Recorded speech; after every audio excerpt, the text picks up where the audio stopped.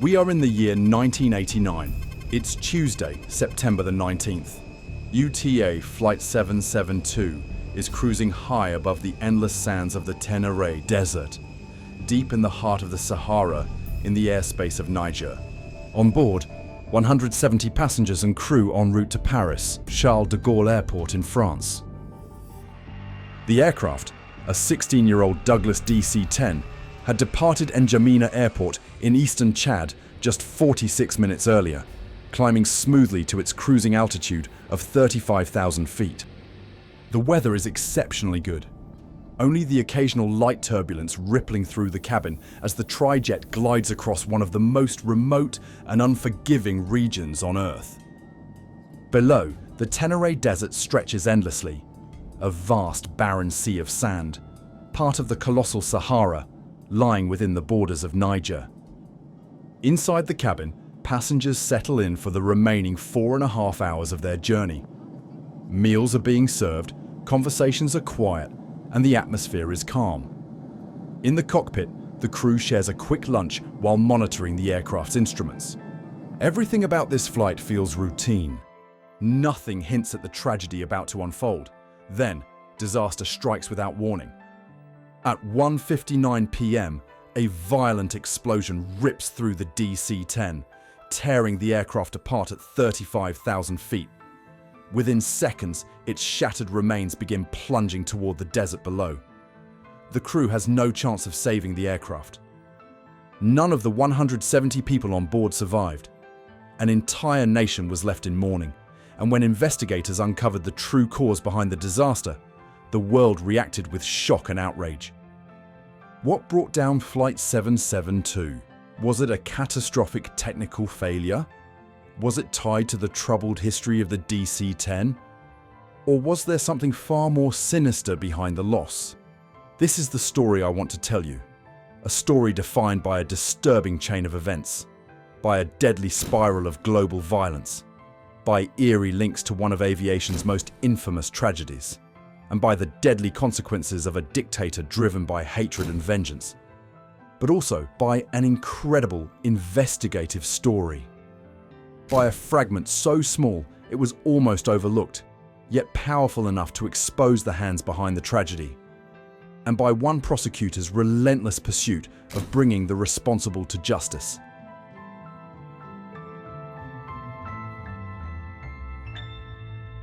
But before we can understand what happened that day, we must first take a closer look at the history of the airline behind Flight 772 itself. Union de Transports Aériens, better known simply as UTA, was a French long-haul carrier that specialized in connecting Paris with major destinations across Africa. Included in its worldwide network were also routes to Asia, Australia, the Pacific, and North America. UTA began operations in 1963 following the merger of two carriers, Union Aéromaritime de Transport and Transports Aériens Intercontinentaux. Both airlines had been active since the late 1940s, meaning UTA's origins can be traced back to the years immediately following the Second World War. By the mid-1980s, UTA's fleet consisted of 6 Douglas DC-10s and 7 Boeing 747s, 2 of which were dedicated freighters only. For many years, UTA dominated air travel between France and Africa, not just because of its network, but also because of French aviation regulations at the time. Government rules prohibited French carriers from competing directly on the same routes, meaning UTA and Air France each had exclusive control over their respective destinations. Africa was particularly important for UTA due to France's colonial history and the strong economic and cultural ties with its former colonies. Some of UTA's key African destinations included Abidjan in the country of Ivory Coast, Dakar in Senegal, and Bamako in Mali. Other stops on the continent included countries like Congo, Nigeria, Chad, and many more.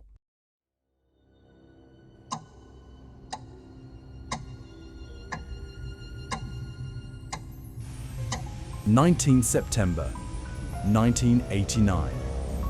Shortly after 9 a.m. local time, at Brazzaville Maya Maya Airport in the Republic of Congo, a total of 100 passengers and crew are boarding UTA Flight 772, a regular multi-stop flight from Brazzaville via N'Djamena, Chad, to its final destination, Paris, France. Baggage is being loaded, and the aircraft is fueled with enough Jet A to complete the entire journey to Paris without refueling in N'Djamena. The aircraft operating today is a 16-year-old Douglas DC-10. By this date, it had accumulated over 60,000 flight hours. Built in May 1973, the aircraft was delivered to Interlease, a US-based aircraft leasing company, and was shortly after operated by UTA under a lease agreement. On this particular flight, the cockpit setup is slightly unusual.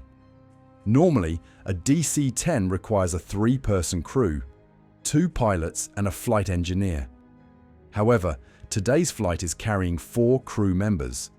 The captain has been assigned to evaluate an additional junior pilot. Commanding today's flight is Captain Georges Ravenot. He is 40 years old and an experienced aviator with 11,039 total flight hours, including 2,723 hours on the DC-10. Sitting to his right is First Officer Michel Crézet, 41 years old, with 8,357 total hours, a seasoned pilot as well, though only 754 of those hours are on the DC-10. Today's additional trainee pilot, Jean-Pierre Hennequin, 38 years old, brings 6,442 total hours of flying experience, but has logged just 28 hours on the DC-10, making him the least experienced crew member on this aircraft type. In the back of the cockpit, sitting in front of rows of instruments, gauges and levers, is 28-year-old flight engineer Alain Bricou. With 597 total hours, of which only 180 are on the DC-10, he too is relatively inexperienced on this type. Shortly before 10 o'clock in the morning local time, UTA Flight 772 begins taxiing to the runway at Maya Maya Airport.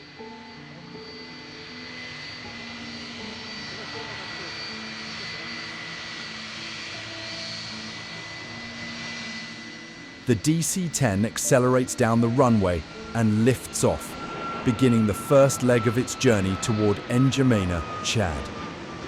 The route takes the aircraft north across the Republic of Congo, over parts of Cameroon and the Central African Republic before entering Chadian airspace.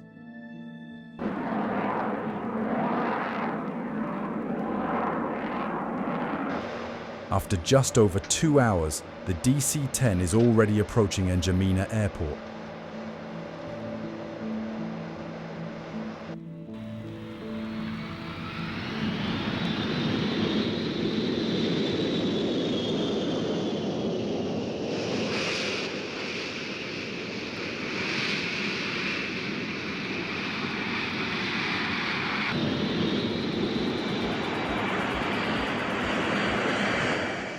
At 12:13 p.m. local time, the aircraft touches down smoothly and taxis to its assigned parking position.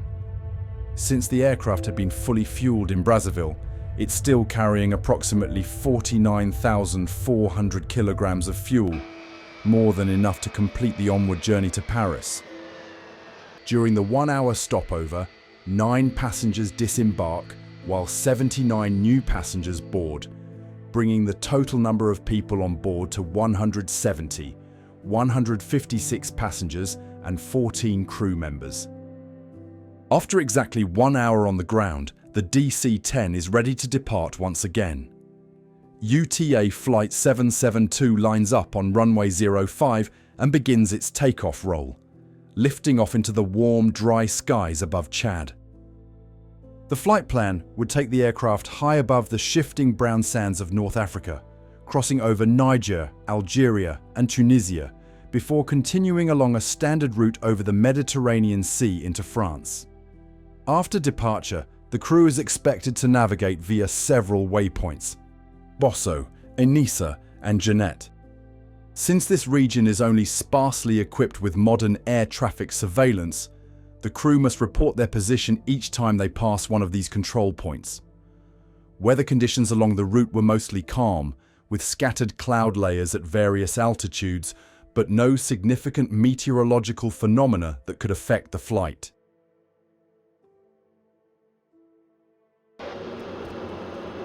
Vous reprenez 10 degrés à droite et vous descendez directement vers 2000 pieds QNH. At 13:32, the crew calls air traffic control. UTA 772, stable flight level 350, Bosso in 2 minutes. UTA 772, report when leaving FIR. What's your estimate for Enisa? Roger, will report leaving FIR, estimate Enisa for 1010, UTA 772. Roger, 1410. The last radio message is transmitted to air traffic control at 13:34. In this vast and sparsely populated region, intercontinental pilots had to rely heavily on their own navigation instruments when flying between control centers. For the next hour, Flight 772 would be on its own, outside the range of any radar coverage, until reaching the next reporting point near Niamey Flight Control Center.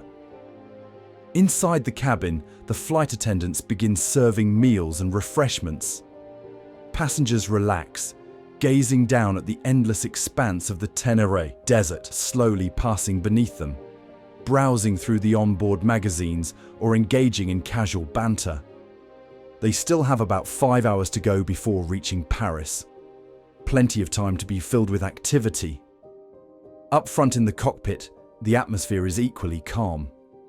The crew enjoys a quiet lunch while monitoring their instruments on what appears to be a completely routine flight. But this piece was to come to an abrupt end. At 13:59, without warning, a violent explosion tears through the forward section of the DC-10. In a matter of seconds, the aircraft breaks apart in mid-air, leaving the crew no chance to react. Everything unsecured is violently sucked out of the cabin. Cutlery, bottles, personal belongings, and possibly even passengers who were not wearing their seatbelts. Wreckage scatters across an area of nearly 80 square kilometers in the middle of the Ténéré Desert.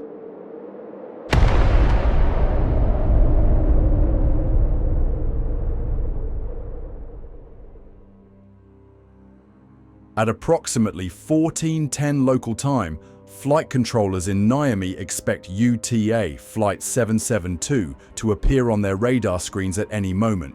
Cruising at an altitude of 35,000 feet and a speed of about 470 knots, just as it had done the day before and on countless other flights during years of almost daily service. But the radar screen remains blank. There is no sign of the DC-10. It's late. Minutes pass. At first, there is no panic. Sometimes aircraft are slightly off schedule. But when the delay further continues, the Niamey controller begins standard procedures, broadcasting on UTA 772's assigned frequency, asking nearby flights if they can see or contact the DC-10, checking for severe weather in the area, like the violent desert dust storms that sometimes interfere with radar coverage. Still, there's nothing. The radar screen stays empty. At 15:30, 1 hour and 20 minutes after the expected contact with UTA 772, Niamey Control issues its first formal alert, the in-surfer phase, meaning uncertainty.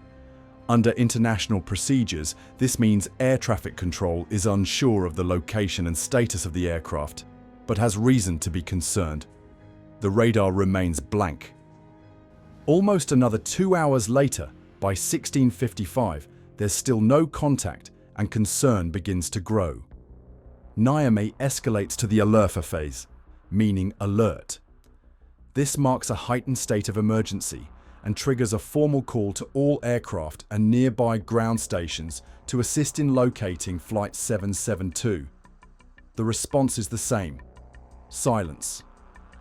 At 17:14, 20 minutes later, controllers declare the most serious emergency, the détresse phase, meaning distress. This signal is reserved for situations where there is a very high probability that something catastrophic has occurred. But even now, the Niamey radar shows nothing, only strengthening the concerns. As the hours pass, a chilling realization begins to set in. Something terrible must have happened in the skies over the desert. All through the night they waited, clinging to any sign that might bring them hope for their loved ones. But once the disappearance of the DC-10 was officially announced, it was clear there was no chance of survival for the passengers of UTA Flight 772. At first, we were told the flight was delayed by 15 minutes. That didn't seem serious. We are used to that. Then it became 45 minutes. So I went to speak with an official, and he told me, no, they've lost control of the aircraft. They have no idea what is happening. We expect that it's either a crash or maybe some kind of mechanical failure. And you personally, what do you feel? I can't really say. All I know is that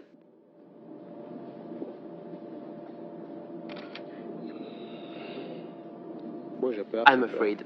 It was only 13 hours later that they would finally learn from a UTA official himself what had become of the DC-10. By 1830, night falls over the vast Ténéré. With no sign of the DC-10 and darkness making search efforts impossible, the search and rescue operation is postponed until the following morning. In the early morning hours, a French Air Force Transal aircraft takes off from a French military base, about 750 kilometers from the presumed flight path of UTA Flight 772. On board are French paratroopers, tasked with locating the missing airliner. Since the DC-10 isn't equipped with an emergency location beacon that would automatically transmit signals after impact, the only thing the search team could do is to follow the presumed route of Flight 772 and search visually from above. The turboprop engines pull the Transal in wide sweeping arcs, maintaining an altitude below 10,000 feet to maximize visibility for the spotters. The rising sun now begins to fully illuminate the vast, empty expanse of the desert below. 2 hours after sunrise, one of the paratroopers notices something unusual on the ground. A flash of reflected sunlight. They could not tell what it was, but they know very few things in a desert reflect sunlight. Soon after, several more reflections are spotted, scattered just a few kilometers apart. At 6:35, the grim reality of Flight 772's whereabouts finally becomes clear as the first pieces of wreckage are discovered. Shortly after, the search team spots a black, charred debris field, still smoldering. With no suitable landing site for the Transal near the crash area, 6 members of the regiment, led by their colonel, prepare to jump. From 5,000 feet, they leap into the blazing morning sky, their parachutes blooming above them as the sun blinds their vision. Moments later, they hit the hard desert floor, each soldier landing just seconds apart. Around them, no villages, no roads, no shade. Only endless sand, scattered rocks, and a few dry bushes. A place of complete desolation. The sight before them couldn't have been more horrific. A sight of total destruction, death, and obliteration.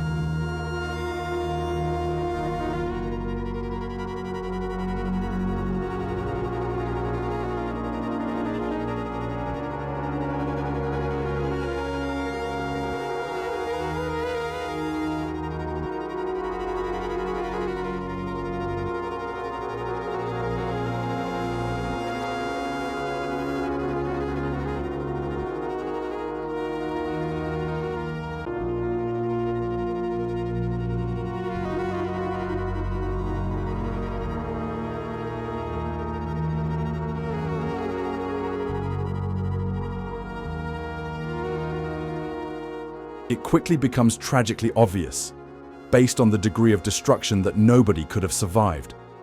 All 170 people on board are gone. Some of the victims lie scattered across the desert floor. Others remain strapped to their seats. Some are burned beyond recognition. News of the disaster spreads across France like wildfire. How could this happen? How could a DC-10 carrying 170 souls simply fall from the sky in the middle of the Sahara? A question not only gripping the French public, but also the French aviation investigators, who are already on their way to get to the crash site as quickly as possible.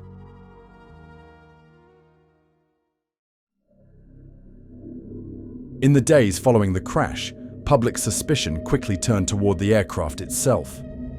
The DC-10 had a troubled history. 1989 alone had already witnessed 2 major accidents involving this model.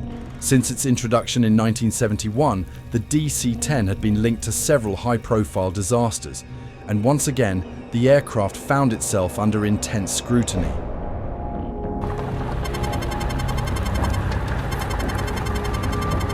During the course of September 20th, ground teams, military units, and investigators arrived at the crash site. Upon arrival, investigators focused on 3 main objectives. First, locate and recover the flight recorders. Second, examine the engines for signs of mechanical failure. And third, inspect the cargo doors for evidence of malfunction or structural breach. From the very beginning, the sheer scale of the investigation was daunting. Debris covered nearly 80 square kilometers. The site lay so deep in the desert that roads didn't exist nearby. The nearest towns were hundreds of kilometers away. Despite the enormous search area, progress came quickly. On September 21st, search teams recovered the digital flight data recorder. It was damaged, but seemed intact enough to be analyzed. The next morning, September 22nd, the cockpit voice recorder was also located. In much better condition, only slightly scorched.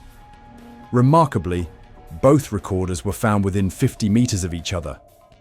By the night of September 22nd into the 23rd, both units already arrived in Paris and were brought in for decoding and analysis during the night. Meanwhile, all 3 engines were eventually found, scattered kilometers apart. Expert analysis revealed extensive internal damage caused by high-speed ingestion of debris, proving that all 3 engines were still operating at high power when the aircraft disintegrated. This allowed investigators to rule out engine failure as the cause of the accident. One finding, however, stood out immediately. The size and spread of the debris field clearly indicated that the aircraft had broken up mid-air, not upon ground impact. The wreckage had separated into 4 major sections. Section A, the cockpit and forward cabin, located 5.1 kilometers south of the main wreckage. The bodies of the flight crew and a flight attendant were still inside. Section B, the forward cargo hold and adjacent cabin, 7 kilometers north of the cockpit wreckage. Section C, the main fuselage, including both wing-mounted engines and parts of the passenger cabin. This section struck the ground upside down and burned intensely due to the large volume of jet fuel. Numerous bodies remained inside where the fire was fierce.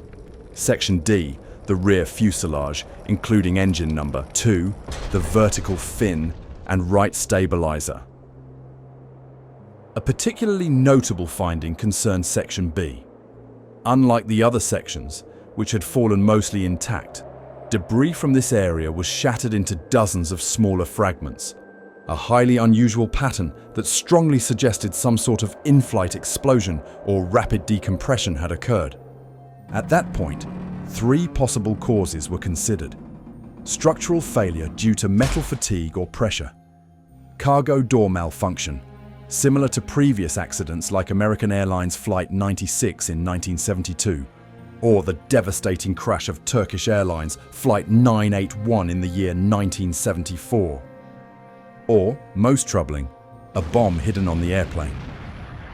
From the moment investigators saw the size and distribution of the debris field, it was evident that Flight 772 had broken up at cruising altitude. The absence of a distress call further supported this. Whatever had happened, it had occurred suddenly and catastrophically, leaving the crew no time to react. With early analysis indicating that Section B of the aircraft had sustained the most severe damage, investigators decided to prioritize locating and recovering debris from that area before wind and shifting sands could bury critical evidence. Therefore, on September 27th, a systematic combing operation began, covering an area of 60 square kilometers. The search team consisted of 16 civil aviation investigators, around 30 Nigerian soldiers, 30 French paratroopers, 4 helicopters, and several all-terrain trucks. This operation led to the recovery of approximately 90% of Section B, along with several pieces showing evidence of a blast. Among the recovered debris were large fragments of fuselage skin, pieces of the forward cargo hold floor, damaged containers and container parts, and a cargo pallet. All recovered materials were transported by truck to a town 350 kilometers away, then airlifted via French Air Force to a UTA hangar in Paris for detailed forensic analysis. Meanwhile, the aircraft's maintenance records were reviewed. The result: the DC-10 had been maintained in full compliance with aviation standards. No anomalies were found. Both flight recorders were also analyzed in Paris. Their data revealed no technical irregularities. The entire recording portrayed a completely normal cruising flight. All communications, flight parameters, and crew procedures were routine. In Paris, investigators began reconstructing key parts of Section B. Several pieces, particularly container fragments and cargo floor panels, showed distinctive signs of an internal explosion. Small craters, melted or vaporized metal, deformations inconsistent with crash impact. At a critical stage of the forensic investigation, the grim suspicion that a bomb might brought down the aircraft was confirmed. Chemical analysis found traces of a powerful explosive called penthrite, also known as PETN. Further examination established that at least 1 kilogram of this substance had been on board. This finding immediately set off alarm bells. The circumstances of the UTA crash drew unsettling parallels to another devastating recent tragedy: the terrorist bombing over Lockerbie. On December 21st, 1988, Pan Am Flight 103 was en route from London to New York. The Boeing 747 had also just reached its cruising altitude when it suddenly disappeared from radar. Moments later, the aircraft was torn apart mid-air by a bomb and crashed over the quiet Scottish town of Lockerbie. All 259 people on board were killed, along with 11 residents on the ground. The tragedy of Lockerbie dominated news around the world, and at the time of the UTA crash, the Lockerbie investigation was still in full swing. Were the same perpetrators behind both attacks? And if so, were other flights also at risk of being bombed out of the sky? The investigators knew they had to find answers quickly, to prevent further acts of terror. Further examination pinpointed the likely source of the blast: cargo container 7044RK, located on the right side of the forward cargo hold. Its structure showed deformation consistent with the surrounding cargo hold floor and fuselage skin, confirming it as the epicenter of the explosion. After more than a year, investigators completed the reconstruction of a 14-meter part of Section B. The damage and forensic traces were consistent with the theory that a bomb had detonated inside the forward cargo hold. With this, accident investigators had proven beyond doubt that an explosive device had caused the destruction of Flight 772. At this point, a criminal investigation was already in full motion, one that would stretch over 19 long years and eventually uncover shocking details. It would go down in history as the greatest murder case in French history.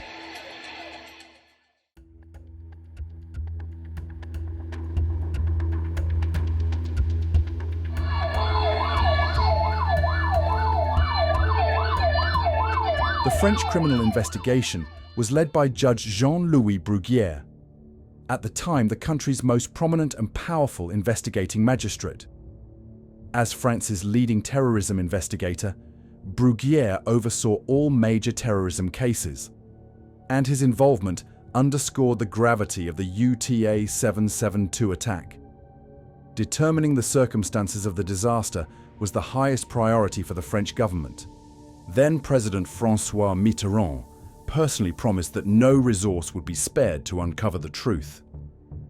As Brazzaville was the origin of UTA 772, investigators focused their work there and spent about a month in the city. This is where they found their first smoking gun. A 37-year-old Congolese man, Apollinaire Mangatani, had boarded the flight under suspicious circumstances. His two sisters recalled that he had obtained a brand new suitcase just before the trip, and they were confused about the reasons for their brother's unexpected announcement that he was traveling to Paris.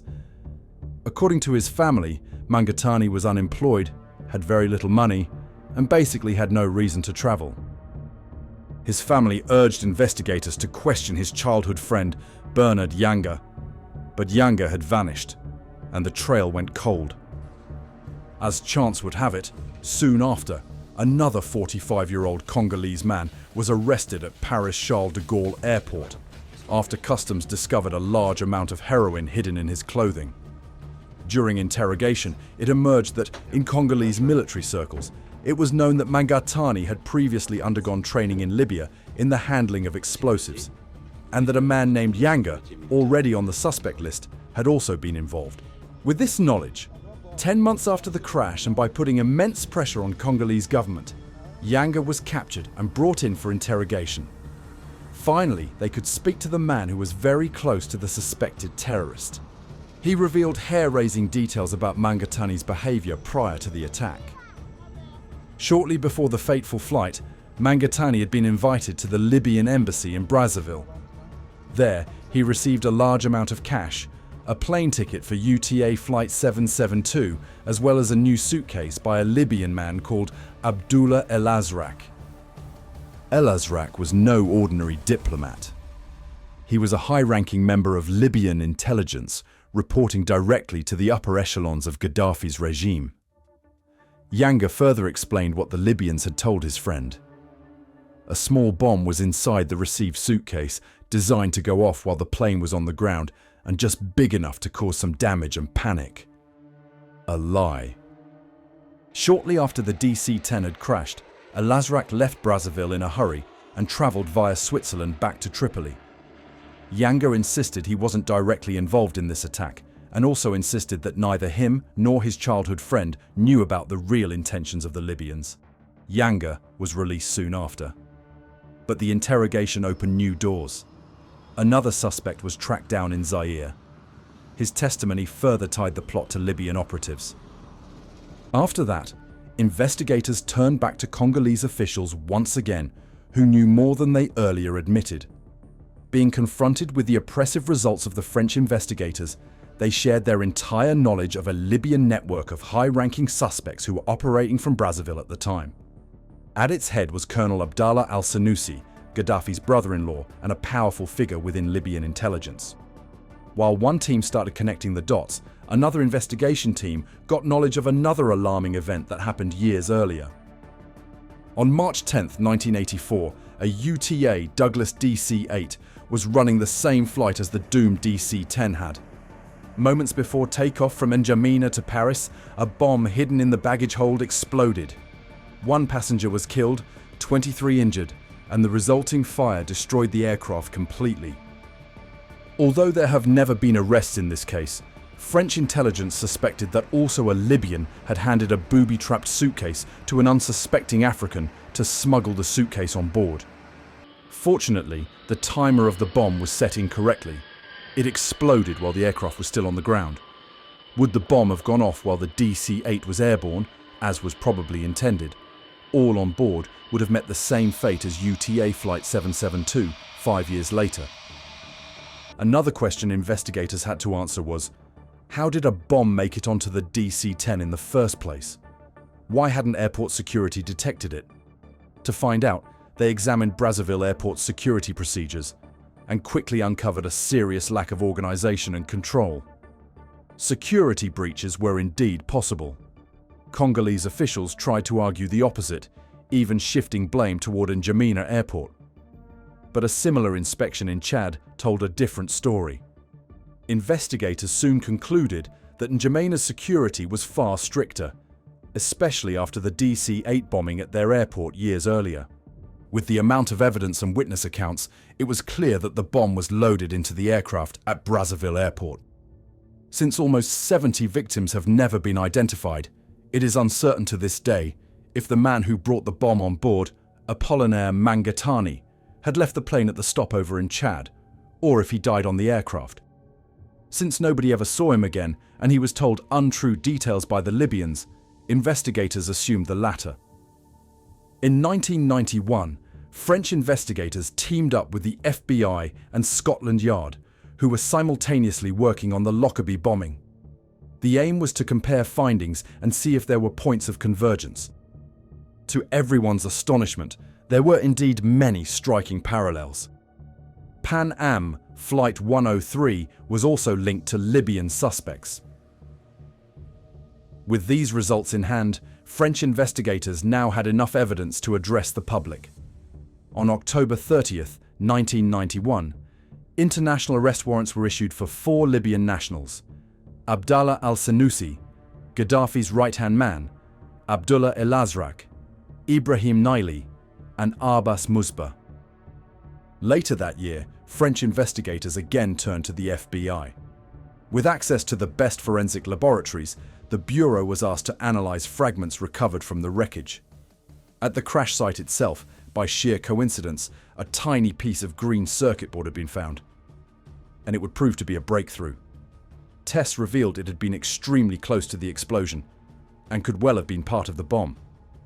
Investigators asked McDonnell Douglas, the aircraft's manufacturer, if the fragment belonged to the DC-10's electronics.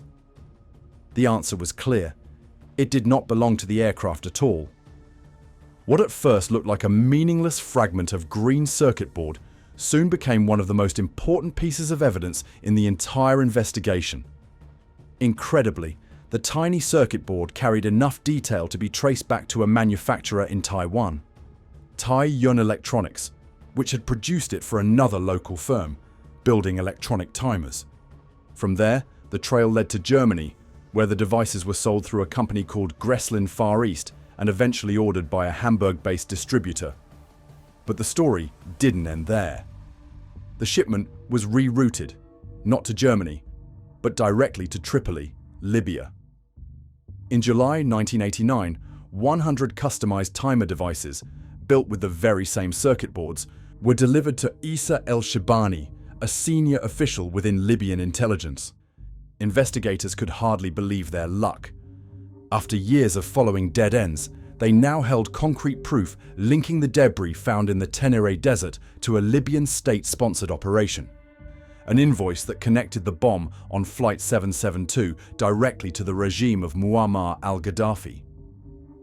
Following this breakthrough, French prosecutors issued 2 additional arrest warrants, one for Issa al-Shibani, who had procured the bomb components, and another for Abdel-Salam Hamouda, who had helped coordinate the attack from Brazzaville. Now that Libya's responsibility for the bombing of UTA Flight 772 was clear, investigators still needed to answer one crucial question. What was the motive? What led Gaddafi to such a ruthless act? To understand the complicated chain of events that eventually led to the UTA bombing, we have to dig deeper into the geopolitical history of the 70s and 80s. When Muammar al-Gaddafi seized power in 1969, he had grand ambitions. Libya's natural oil deposits made the country wealthy, and Gaddafi dreamed of uniting the Arab world into a single empire that could rival the West. He despised Western imperialism, and above all the United States and Great Britain. One of his first major steps toward expanding Libya's influence came in 1973, when he claimed the entire Gulf of Sidra as Libyan territory, even though most of it lay in international waters. The United States refused to recognize this claim and repeatedly sent warships into the area, triggering a series of confrontations. From that moment, a spiral of violence and retaliation began. Also, state-sponsored terrorism started to gain momentum. On August 19, 1981, tensions flared during the first Gulf of Sidra incident, when two Libyan fighter jets opened fire on American F-14s over the Gulf. Their missiles missed, and the US pilots shot both jets down. In June 1985, TWA Flight 847 was hijacked. A US Navy diver was murdered. Washington suspected Hezbollah performed this act with Libyan support, though proof was never found. Just months later, on December 27th, gunmen from the Abu Nidal terror organization attacked the airports of Rome and Vienna. 19 people were killed, more than 100 wounded. The group had close ties to Libya, and Western governments strongly condemned Gaddafi's support for terrorist organizations. Tensions between USA and Libya skyrocketed afterwards. On March 24, 1986, the confrontation escalated once more in the second Gulf of Sidra incident. As US warships entered waters Libya claimed as its own, Libyan missile batteries opened fire, and patrol boats as well as fighter jets advanced toward the American fleet. The response was swift and decisive. Several Libyan vessels were sunk, and coastal defenses were wiped out. 2 weeks later, retaliation came when a bomb tore through the La Belle discotheque in West Berlin, a favorite of American soldiers. 3 people died, more than 200 were injured. Libyan agents were quickly identified as the perpetrators. In retaliation for the La Belle attack, US President Ronald Reagan launched Operation El Dorado Canyon on April 15, 1986. American bombers took off from British bases and carriers in the Mediterranean, striking targets across Tripoli and Benghazi, including military command centers, airfields, and Gaddafi's own residence. Around 60 Libyans were killed, including several civilians, and vast amounts of military hardware were destroyed. Gaddafi might have lost his life if he had not been warned by Malta's Prime Minister about the upcoming danger. On the other side, one US F-111 and its 2-man crew were lost in the operation. Days later, Gaddafi bought 3 Western hostages from Hezbollah for $1 million each, 2 British and 1 American. All 3 were executed in retaliation. In September that same year, terrorists, again from the Abu Nidal organization, hijacked Pan Am Flight 73 in Karachi. 21 people were killed, over 100 injured, after terrorists opened fire in the cabin. Libyan support was suspected, though never proven. Meanwhile, Gaddafi sought to expand his influence in Africa. In 1986, his forces invaded northern Chad, occupying the Aouzou Strip, a region rich in uranium. France, fearing a Libyan nuclear program, intervened decisively. In what became known as the Toyota War, French-backed Chadian troops inflicted a crushing defeat on Libya. Thousands of Libyan soldiers were killed, tanks and aircraft destroyed. Gaddafi was humiliated. From then on, revenge became his driving force. 1 year later, Libya's revenge for the American air raid came, when Pan Am Flight 103 was blown out of the sky over Lockerbie, Scotland. 9 months later, on September 19, 1989, it was France's turn to suffer. UTA Flight 772 was destroyed in the skies over Niger.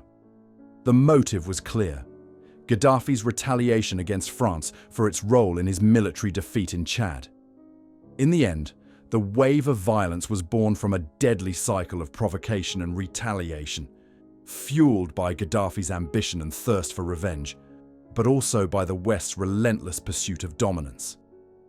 During the legal proceedings that followed, Libya tried repeatedly to appear cooperative. Officials signaled a willingness to help the investigation, but in reality, they deceived, misled, and worked to deflect suspicion onto others. At the same time, Gaddafi's regime lobbied hard for the lifting of the heavy UN sanctions that had been imposed on Libya over the years. For a time, it seemed as if justice might finally prevail. The French judges had built a strong case, based on years of painstaking investigation. But everything changed in 1995, when Jacques Chirac became president of France. Gaddafi saw a chance to secure a way out. He offered the new French government a deal: exclusive oil rights for French energy companies in exchange for easing the pressure in the UTA case. Dependent on Libyan oil, President Chirac finally accepted the deal. The result was devastating for the victims' families. 6 Libyan agents were indicted, but tried in absentia, without ever being extradited. Libya insisted that none of the convicted men would be handed over. For the families, it was nothing short of a farce, a major setback in the pursuit of justice. Bruguière later put it bluntly, "But my president, Monsieur Chirac, he made the deal with Gaddafi. All the killers, they stay free. Our oil companies come back to Tripoli and beat the Americans to the money. But all my work, all my evidence, it is not to be used to bring the killers to justice." After many years of legal efforts that followed, Libya paid nearly $300 million in compensation related to UTA Flight 772.